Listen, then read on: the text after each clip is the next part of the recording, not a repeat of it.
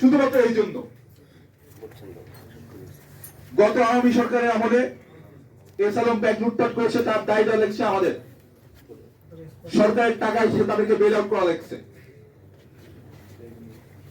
এখন যখন বলা হচ্ছে যে না, ব্যাংকের মালিক পক্ষ এবং ব্যাংকের ডিরেক্টর এবং ব্যাংকের সব কর্মচারী এগুলোর সাথে জড়িত, তাদেরকে আইনে আওতায় আনা হবে, সেখানে আপত্তি করছে।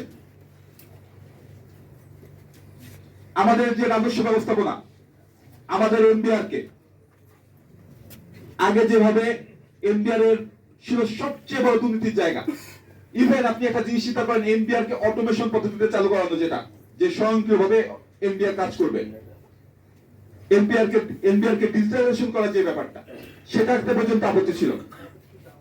এবং সেই আপত্তির জায়গায় এখন আবার সেই এমবিআর কে যেন 15 জায়গায় ফিরে নেওয়া যায়, সেই লক্ষ্যে কাজ করা হচ্ছে। এটা কোনো রাজনৈতিক কারণেও না, একদম বিএনপি যে সংস্কারের বিরোধিতা করতেছে, একদম সেফ আর সেফ লুটপাট্য কায়েম করার জন্য, পুরো যে ব্যবস্থা, সে ব্যবস্থা কায়েম করার জন্য।